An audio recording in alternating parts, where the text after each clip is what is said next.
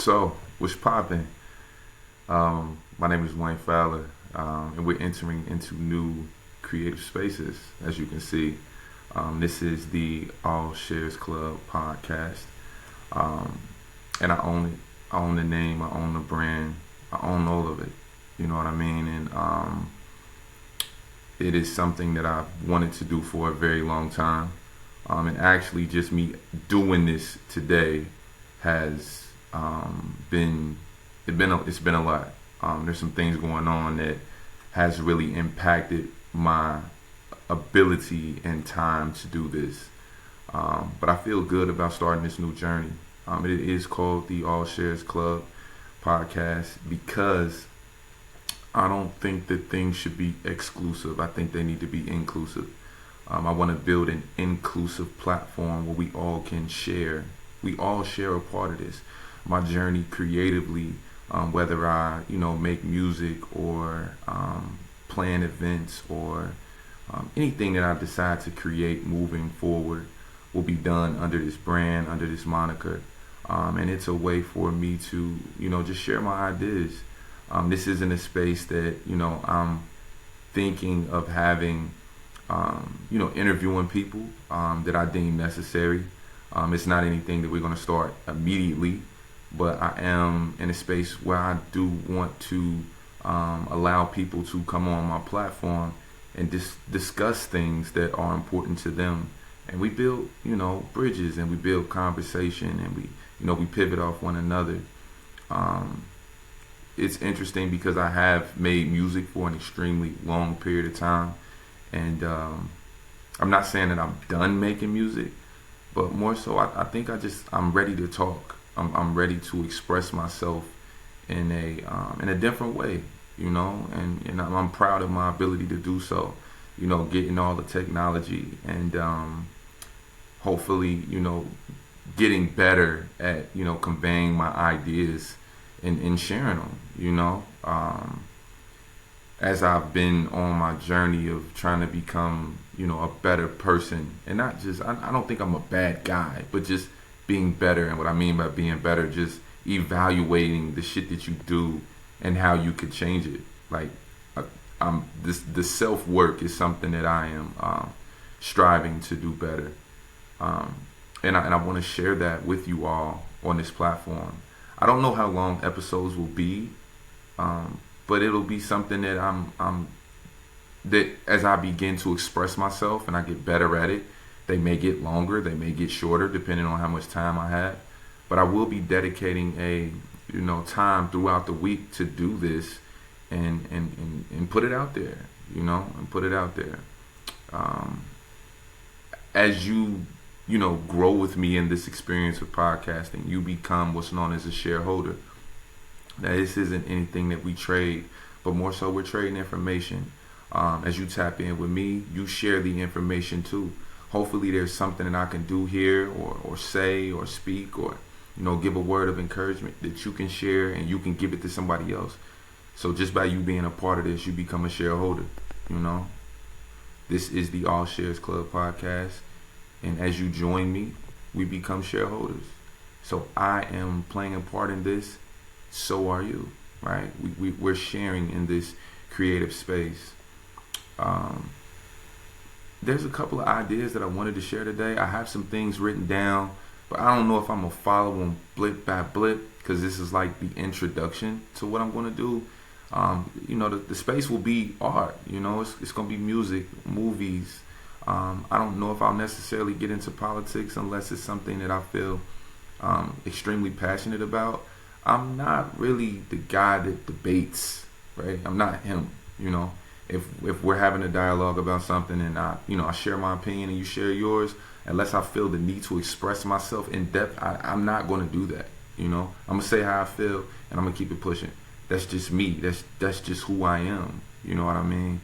But what I've been doing lately is challenging myself to be around people who are working and thriving in the spaces that I want to get into.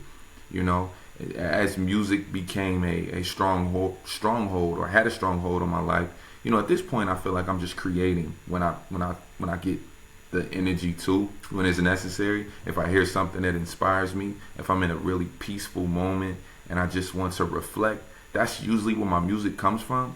Um, as I journey into this space, I think it just comes from like me pulling from people, or just my overall thought process, or what's kind of going on in my head.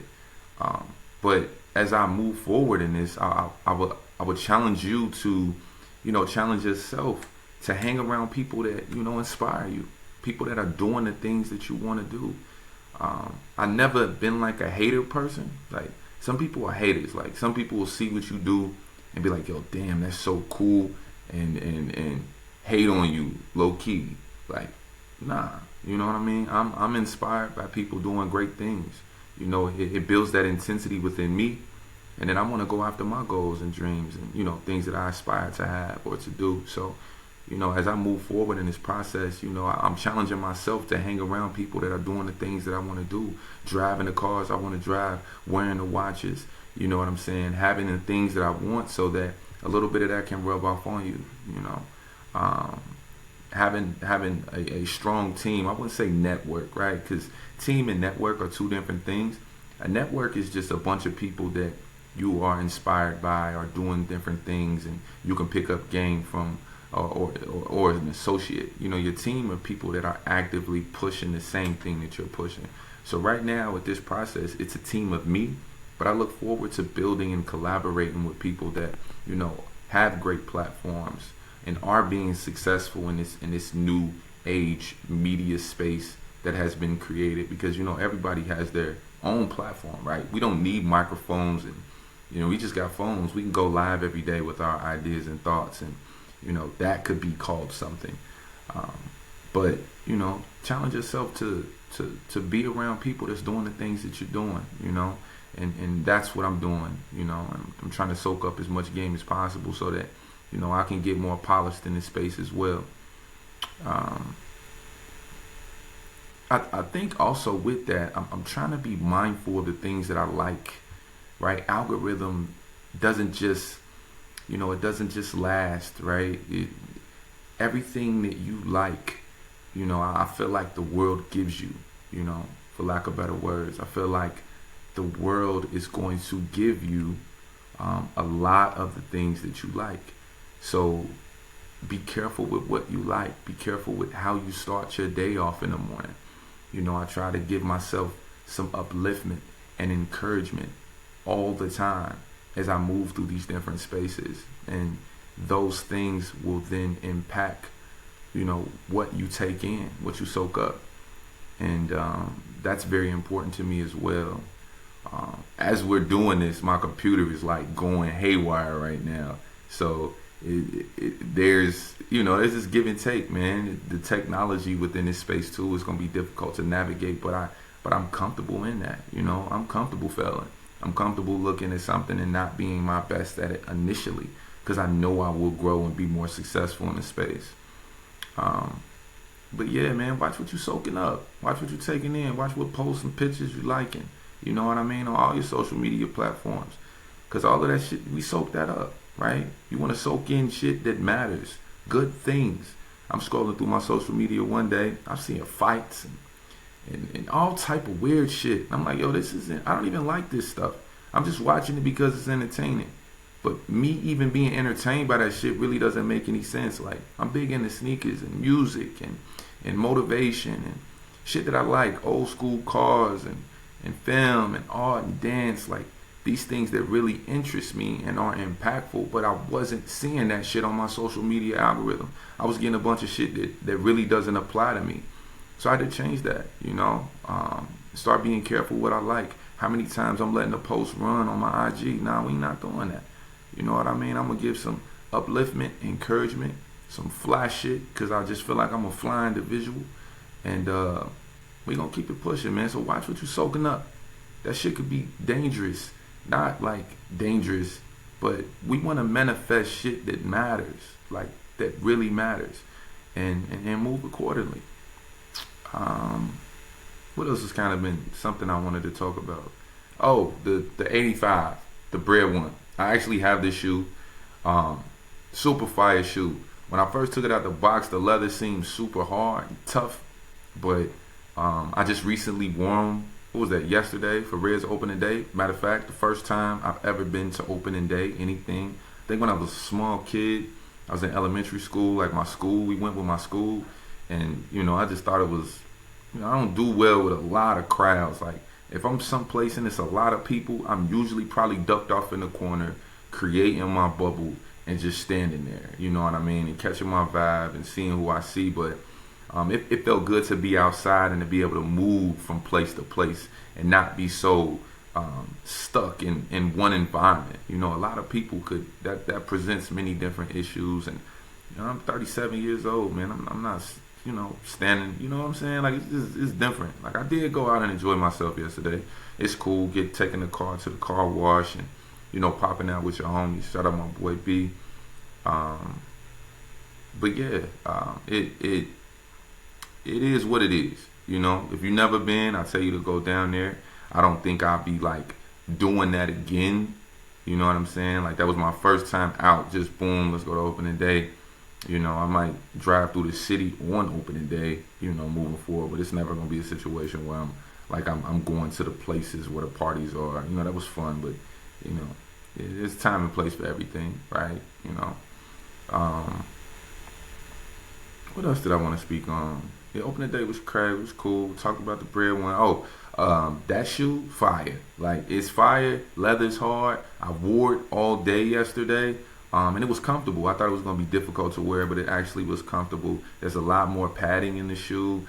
Like, the ankle part, it's a lot higher. The tongue is a little thicker to me. But I do have the 2016 pair as well. Jordan 1 is like one of my favorite shoes because the midsole and the upper like stitched together. So you'll have the shoe for an extended period of time. Have it forever. As long as you don't really go crazy on it, you'll have the shoe forever. And I think that's what makes the shoe so attractive to me. A lot of people say that the Jordan 1 is dead. They ain't kiss my ass. Jordan 1 isn't dead. Now, all of those funny colors and shit, I think they're going a little bit collab crazy. But I think if they keep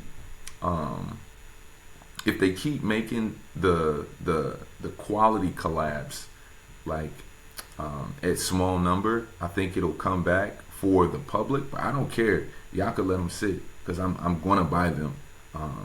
I'm in the process of kind of getting rid of some sneakers too. Like, I want to get rid of some stuff. It's not like I'm getting rid of it to sell it. That's not the thing. Like, I'm just getting rid of stuff because I don't wear it that much. And now I'm wearing like sweats and New Balance and Air Max and stuff like that. So there's a different kind of vibe I'm on as I get older. But I don't need 1,000 pair of shoes, bro. I don't.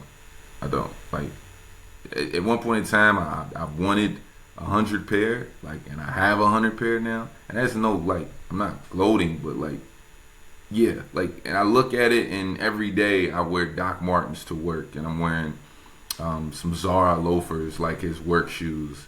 And only on the weekends am I actually wearing my sneakers. Today I'm gonna wear these Air Max ones I got, like, and it just is what it is. It's not a big deal for me, but yeah, man, I love the Jordan 1 and I love the 85. I'm not gonna go out and try to buy all 85s because it's not that big of a deal to me. To have the colorway that I want is important. Like, I got Shadows, I got Chicago's, Lost and Founds, and I also have the first Chicago the recent Chicago they did. I don't know what year it is, but I have those, and I've got Royals. I had 2 pair of Royals at one point in time, and those were the 3 Jordan 1s and the Breads. Like, those were the ones that I wanted. I wanted Chicago's, I wanted Breads, I wanted Royals, and I wanted Shadows. And I have all of those shoes, and I have multiple variations of each. Like, I've got KOs, I've got KO Royals, I've got KO Breads. I know they did like a KO in the Chicago version. I don't need that. Like, I don't need those shoes, but I have them. I don't even think the KO Bread got released. I think it was like, it dropped at like, I think this was not Finish Line in Tri-County. Somebody told me it was out there, and I went out there and I got them, in 11 and a half, and I actually wore 12, so they like uncomfortable, but I got them. You know what I'm saying? But I'm in the process of getting rid of some stuff, just so I can have And that's not even to say I don't have quality. I just got a lot of shoes that I don't wear regularly. Like I've got laser Jordan 1s, like highs. Like I mean, the leather is incredible on that shoe, but like, do I need it? No. Like I Carmelo Anthony, the gold joints, like it's just a lot, and I'm in the process of getting rid of shit because I'm into like P6000s and shit like that now. Like New Balances, of course. I'm grown, man. I can't wear all that shit everybody. But plus, you can't get your hands on a lot of this shit, and I'm not paying crazy resale for shoes that's gonna sit in my closet until I go out on a date night. Well, like I'm not doing that. What else is going on, man? Yeah, but the bread one is important. The first person I think really that had the bread one, who wore them at a high clip was this guy named Michael Sorrentino, my old manager at Finish Line in Kenwood. That's when it was Finish Line, right? He had all of them, bro, all of them. And on top of that, he had John Elliott jeans with him. That was just a great era for Jordan 1s back then. Like it was an amazing era, and he had like older versions of Jordan 1 highs that didn't come back out, for years after he was wearing them. So, it was important. My first pair of Breds was a size 13 and I wore 12. So, and I had to do some shit to get them. Like, you get what I'm saying? So, now I got a 12 in the Bred. I think I'm kind of solid on shoes unless something really touches me. Now, them Brick by Bricks is fire. Couldn't get my hands on them. I really could have, but I'm just not spending that much money on a shoe like that at this point. If I can't get them, release date, I'm cool. Now the J-Tips, the new Saucony, however you want to say it, them are fire. I would like to have those. What's another shoe I'm looking forward to grabbing? I kind of like the Supreme Air Max 1s. I like the yellow pair. I do. I think it's a nice shoe. Do I need it? No, but I think it's a nice shoe. And then New Balance got some fire finna come out. Some like old school shit, almost like Rockports. I don't know if y'all remember them. That's like a real old kind of. But the leather was so good on them shoes. I'm really into that shoe. When I get cool with the podcast shit, I'm gonna be able to pop all this shit on the screen as I'm talking about it. But right now I could just tell you. So take it for what the fuck it is. Goddamn it. Let's see what else I got going on. Yeah, I am.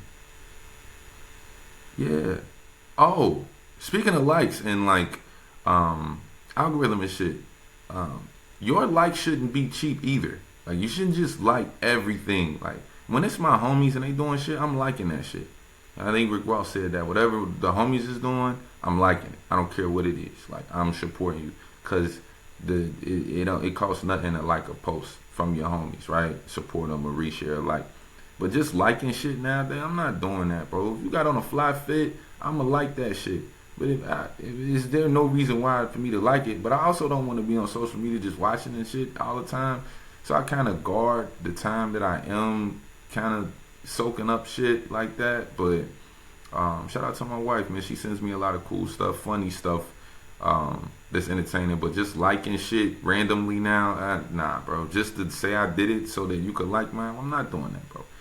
I mean, we too grown, bro. Fine. I'm just on social media to see what's up, and I'm off. Like, you feel me? But yeah, let's see what else is going on that I wanted to talk about. Oh, Angie Stone, R.I.P. Angie Stone. That's sad. To me, it's really sad. I mean, and she passed, I believe, on the way to doing something. Like she was on her way to. Like a show or moving to it, and the way that she passed is crazy. But what I also think is sad is what she was speaking about before she passed. She was talking about taking care of her business musically and how the labels are making money off of her at this age that she was. And I might not have everything correct, but to think about Angie Stone and what she was for that genre of music, the kind of neo soul, when motherfuckers wearing the little pillbox hats and strong brother, black brother, all that, like what she means to the community, and that culture and that sound, and for her to still be going through issues pertaining to her catalog, like, it's crazy. I pray that her family, her estate, can reap the benefits of all of the work and the groundbreaking that she did in her career. But I just think it sucks, man. Now, I was never signed, right? I will say that, but I did go into some rooms before. Like, I've been in some rooms where you play your music and people gotta fuck with it, and if they do, they'll let you know, and if they don't, they kick your ass the fuck out. Like, I've been in some of those rooms, and they listen to your music and they either like it or they don't. You get what I'm saying? So, but that's probably as far as I've gotten in my career, and not saying like just playing your music in a room for some random people. I don't know, like, these are the people. Like, you get what I'm saying? I'll just leave it at that. And like, I seen real rollies before. I seen real chains, real diamonds in them. Like, I've been in the big studio that's got the basketball court in it. Like, I've been in there where there's 20 rooms, and this room is just for the producers. This room is for the writers. This room is for the recorders. Like, I've been in a room where you gotta write your verse in 20 minutes, in 15, in 10 minutes, and there's 10 other people in the studio, and yours gotta be fire. Like, you know what I'm saying? I've been there. I've been there. But I've never been signed to a label. You know what I mean? So those people who have been signed, who do know the business, if you see somebody coming up and they making some noise, bro, put them under your shoulder. Tell them, like, yo, get your business in order. Make sure everything is right, because these people will take everything from you. It's tough to see somebody at that level still battling the labels, like, still battling. Like, I'm still trying to get this, that, and the third from a label, and I'm whole Angie Stone out here. You know what I mean? So I'm praying for their family, the estate. I'm praying that the lawyers can find some whatever needs to happen so that the family can own that music, own that catalog, own those rights, so that they can make some money, man. Because she definitely had a hell of a career and was probably still going to be creating. So, love to her family, man, with all due respect. Hopefully I'm not talking out of turn, but that was just something that was on my heart to say, man. Take care of these youngins, man. You see somebody running it up, put them under your arm. I tell a lot of people that, if you're doing what you need to do musically, man, keep going, progressing, and stay true to yourself. That's very important. What else I want to talk? Oh, the Black Grocery Store. Shout out to them over in Avondale. Haven't been, but I do want to go. But let's do it right now, y'all. Let's treat it like it's Target. You know what I mean? Let's take care of that establishment, bro. Because what it is huge. The last time I remember a grocery store in Avondale like that was what? Save a Lot in St. Bernard. You feel me? And that ain't even Avondale. That's just some place that's close. Yeah, Save a Lot over there. It wasn't an Audi over there at one point in time. Like, an Audi. Literally an Audi's. And then they had like a corner store. This one, Devil Rose was still over there before they revamped all that shit. You know what I'm saying? Take care of that. Take care of it. Don't be fixing cars and shit in the parking lot. You feel me? Don't be in there stealing, complaining, and in that motherfucker fighting. Go in there and get you a little tea, and take your kids and show them some black-owned shit, and get your food, man. Let's treat it with respect, man. Let's not be trying to rob them and being that go in there with some type of progress. I'm a progressive nigga. You get what I'm saying? Like, don't go in there and fuck that shit up, man, because they're doing some shit for the community that could blossom into something greater in every neighborhood, urban neighborhood at that. So let's take care of that. Get some police on file to watch over shit. Yeah, let's not get over there and make it fuck it up. Let's go over there and fuck it up in a good way. Spend your money over there. You feel me? Take care of them people, because they ain't got to do that shit. They could have put that shit over in Oakley. They could have put that shit in Batavia or something. Nah, nigga, they put that shit in Avondale, right? On Red Road. You feel me? Take care of them people over there, man. They doing some amazing shit for the community. Seriously. What else I want to talk about? Yeah, shout out to all the black dads. Right, real quick. Black dads. I take my son to school almost every day. And to me, it's so important walking him into the school and getting him off on a good note, right?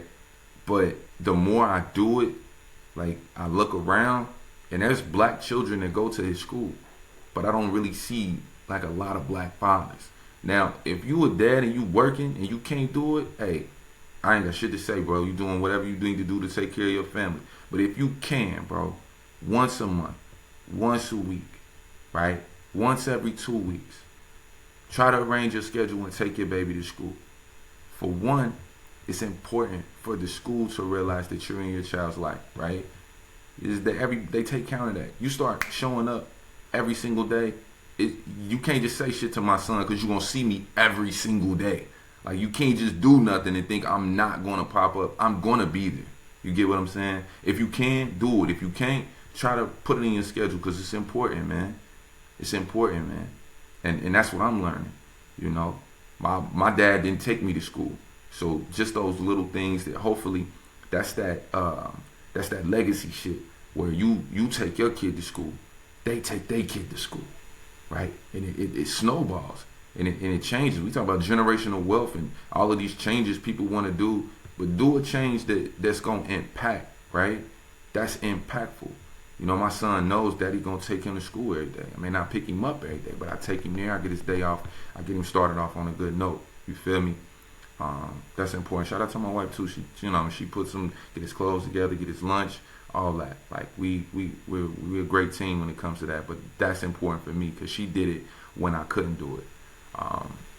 Let's see, what else did I want to get into? So I had all these notes that I did write down, and I wanna talk about it. Oh, okay. Next thing is, what the fuck are you doing to help people? So even going back to that idea of what do you like and algorithms and being around people that your network and your team and building and all that shit, building bridges. What are you doing to help other people? That's some shit that you really should think about moving forward. Not even for 2025, just for the rest of your life. What are you doing to help people? And I ain't talking about just giving them money. What about just like giving somebody a listening ear? My mama called me the other day, and I was like, Mom, what you want me to do? You want me to respond to what you say? You want me to listen? She said, I just want you to listen. So I didn't even have to say anything back. I just listened to what she said, and that was super helpful. So that is important too, moving forward. Think about that shit. And I'm living it every single day. I'm trying my best to figure it out, right? Like, what am I doing to help people? Am I encouraging people? Do people want to fucking be around me? If you don't, you know, a lot of that shit, like, I know people don't care. Like, I don't give a fuck what people think about me.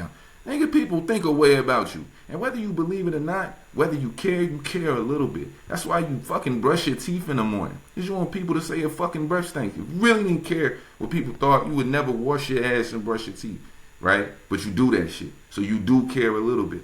But in the process of caring, what are you doing to help people? Are you listening to them? Are you encouraging them? Are you supporting them? Right? Are you calling them out on their bullshit when they need to be called out? Like, everybody in my circle does that. Everybody in my circle does this. Some shit I don't want to hear. You know? My lady say shit to me all the time I don't like.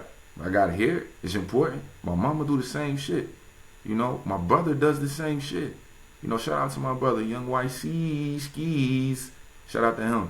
But what are you doing to help people? I know what I'm trying to do is just maintain a sense of encouragement. I'm encouraging people when they come around me. I want you to leave encouraged.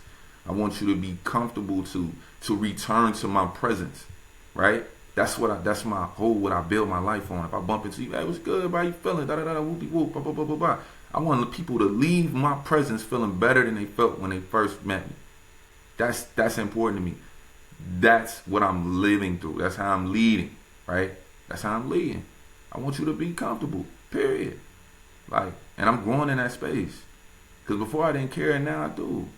The older you get, the more you got to try to manifest good shit. That's all I'm doing is just manifesting good shit. Yeah. So help motherfuckers. Monitor what you like. Monitor the shit that you like. Help people. Be helpful. Lend a listening ear, nigga. Helping hand. Do something that's going to help you in the long run, right?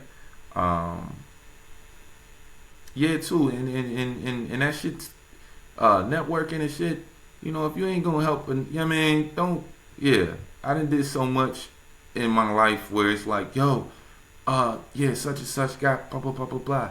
Then I wait for such and such to send me an email. Never. Never. Matter of fact, this is my mom calling me right now. Never did what I thought they were going to do. So how I change that shit is that if somebody asks me to do something, I'm going to do it for them. Period. Whatever result happens, that's what happens. But like my nigga Tim, he has a painting business. At my job, I help people, find jobs and trades and shit. He said he ended up paying. I immediately gave him broad contact. I told him to tell him that Wayne hit you. Wayne told me to come to you for work. If he did it, I don't know, right? But I do know that I made the play for him. Period. I gave him the play. If you go through with it, you go through with it. I can't give you the job, but I can connect you to the people that have one app. It don't shit pop off from there. I've done my part. So that's all I tell y'all, brothers. Just do your part. If you got a part to play in somebody's success, do it. And don't be mad if they become more successful than you. I love congratulating people. That's just where I'm at in my life. So, yeah. Let's keep going. What else we talking about? I had some other stuff that I wanted to speak on. What else? I did want to talk about, yes, Irv and RP, Irv Gotti from Murder Inc. Rest in peace to him, man. I don't know what the particulars of how he passed, but I do just want to say, respect the dead. Rest in peace, Irv Gotti. But leave Ashanti, leave her alone. Quit asking her these questions about him. I'm tired of that. And I'm not even saying it because I'm such a big Ashanti fan. I'm saying, bro, it's getting obnoxious. Everywhere she go, people ask her about her. See, that's why I don't think I could be a celebrity, bro. Because once you tired of somebody in that way, and all of this stuff is coming, now you gotta answer questions about it. But every time, then a nigga died and they asking, what? Come on, bro. We kind of know, but we don't want to keep hearing that shit as this man is dead. Let it go. Quit asking. I'm tired of hearing that shit. I know I ain't got no control over it, but it's we could be beating a dead horse. No, he's gone, right? But stop asking Ashanti that shit. I'm tired of hearing it. If she was ever in my presence and I had a platform to where I could ask her questions, I wouldn't ask her shit about Irv. You know what I mean? I would just be asking her about her life. She's married to Nelly, has that working, babies torn, you making new music. I could see how the conversation could move there, but we gotta stop. Just stop. That shit is getting on my nerves. It is. Like I said, I'm just going through my thoughts here. Here, this is for me. I don't know if this is gonna help. This is back to the Allsharesclub. We're sharing information, shareholders. You feel me? I have to quit using negative shit to motivate me, right? I'm always using, oh, you said I couldn't do it, so I'm gonna do it. Nah. And I think that stems from my infatuation with Jordan and Kobe, right? For my own personal reasons, having this Mamba mentality, being very aggressive, very competitive when it comes to things. But I've spent a lot of my life using negative shit to motivate me. I'm not doing that shit no more, dog. I'm not. I'm trying to use the beautiful shit to motivate me. It's a good day, I'm going to have a good day because the sun is out. Not because somebody said my day was going to be horrible yesterday, so I got to prove them wrong. No, it ain't about that for me no more.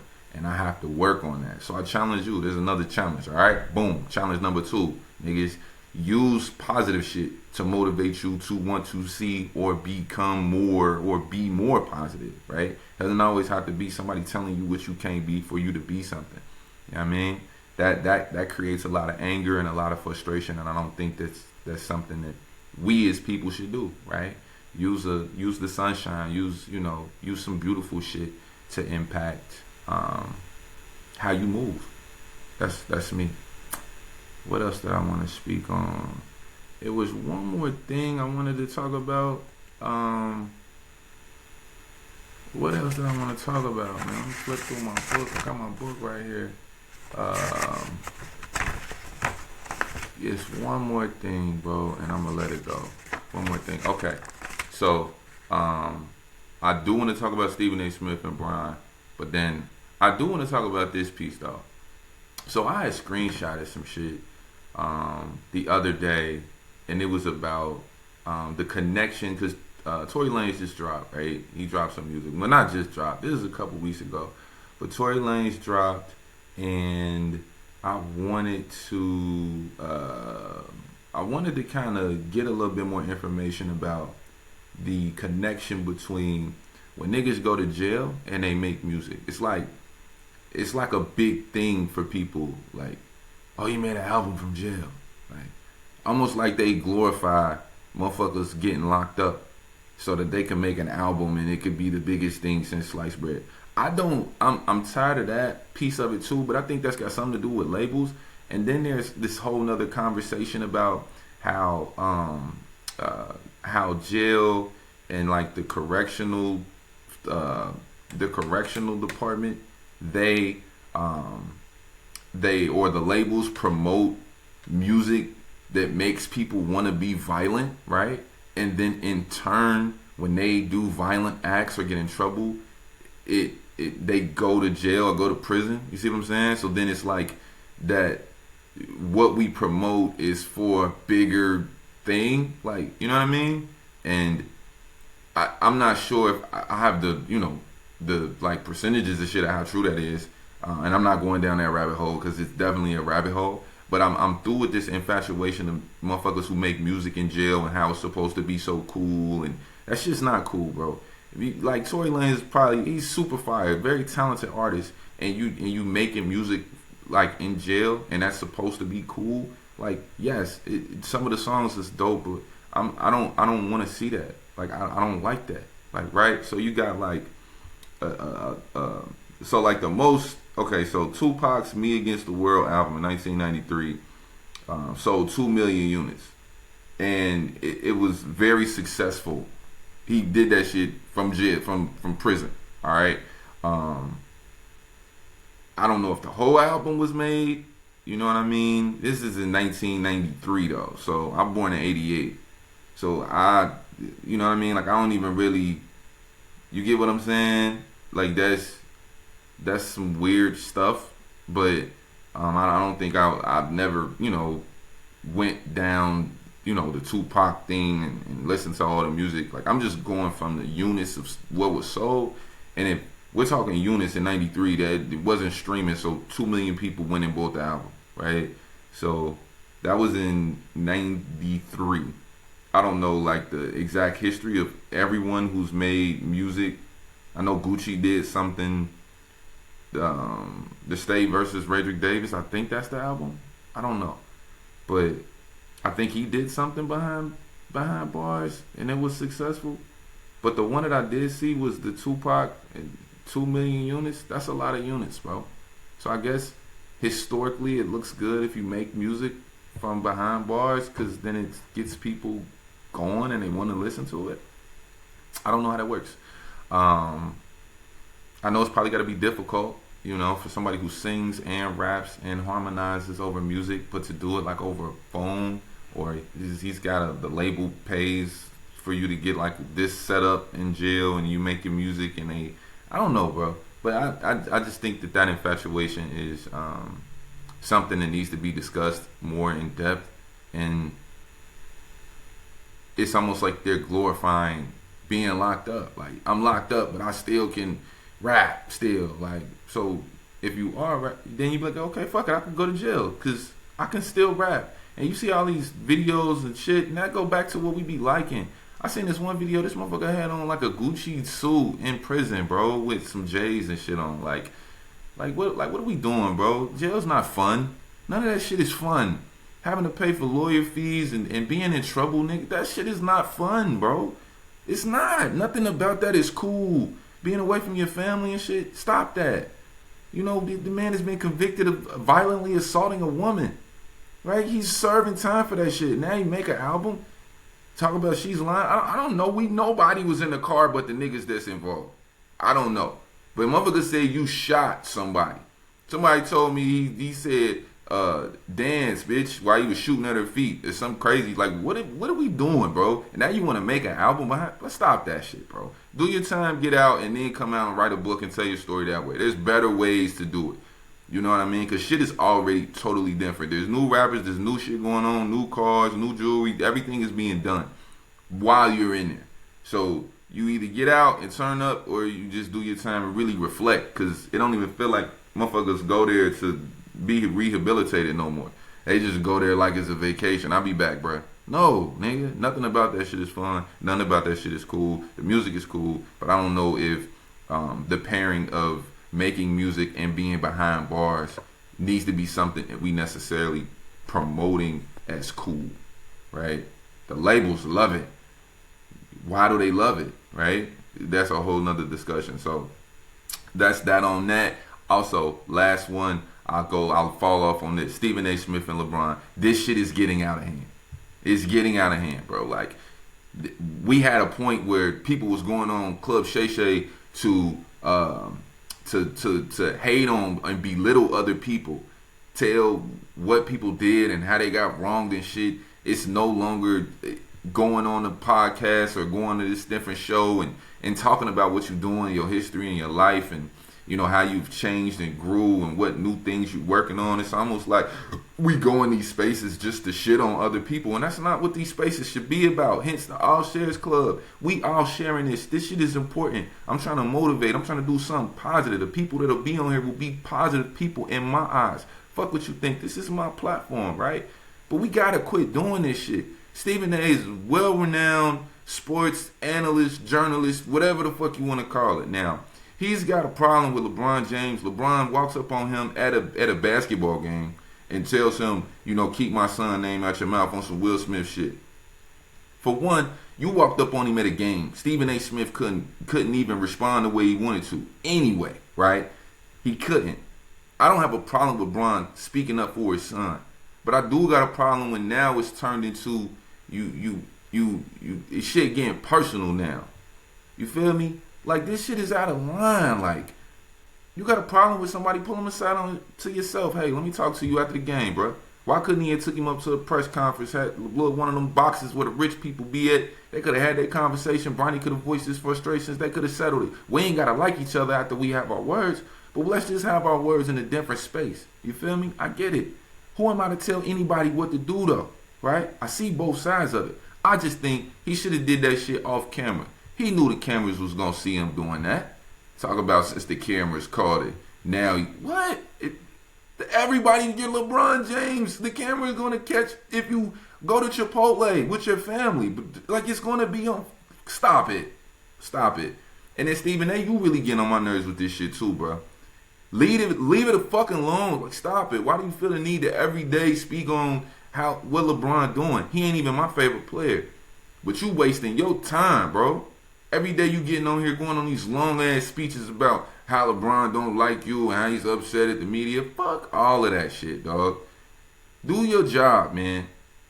You know, now ESPN probably could be telling him to do this shit for ratings.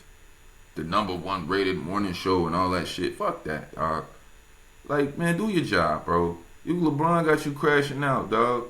And Bron, for real, you look wild as hell talking about how the media covers sports. That ain't even your lane, bro. You supposed to be playing basketball. But I guess he's on this shit where he wants to prove, you know, giving the power back to the player shit.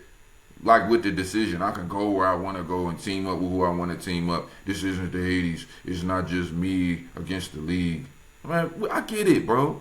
But what you doing, bro, you don't look good. You better off having that conversation with Stephen A. by yourself, and then you go on Pat McAfee and then you do the shit again and you get personal. Then Stephen A. gets on the TV and gets personal 30 minutes when we could be talking about shit that actually matters in sports. You feel me? I could be talking about Juju or shit. Like, you feel me? Do an interview with her. You know what I mean? Like, how has what the W doing in the collective bargaining agreement and getting these women more money and all of this type of shit? We could be doing that. But you spend an hour talking about LeBron James every single day like he the Dallas Cowboys. It's getting out of hand. It's getting out of hand. You feel me? I'm tired of that shit too. Just like I'm tired of the Shanti Herb Gotti shit, I'm tired of the LeBron shit. And they gonna get into it again today. When you get to posting little slick shit back and forth on social media, that's some female behavior, bruh. Y'all acting like females, man. I get it, Brian. You putting the power back in the player. Watch how you talk to us. You can't just say anything to us. Yeah, I get it, bro. But just go hoop, man. I ain't telling you what to do. Have your opinions. Voice your frustrations. But hoop, bruh. Niggas get mad at KD all the time. All KD do is just hoop. And he feel his way and he move about his business. KD don't like it, he don't like it. Look, it's already 45 minutes in. I wasn't even planning on it being this long. I'm just going through the ideas that I've been wanting to post. Because I did like 2 episodes and they crashed for some reason. But I'm excited to do this podcast, bro. I'm excited to like just talk to y'all and be comfortable and just elaborate on the things that I've been thinking about. It's really important to me. Those of you who do listen to the first one, thank you. The second one will be coming soon. I got some other things that I want to talk about. I'm not sure if they'll all be 45 minutes. Some of them might be 30, some of them might be 20. But I'm enjoying this.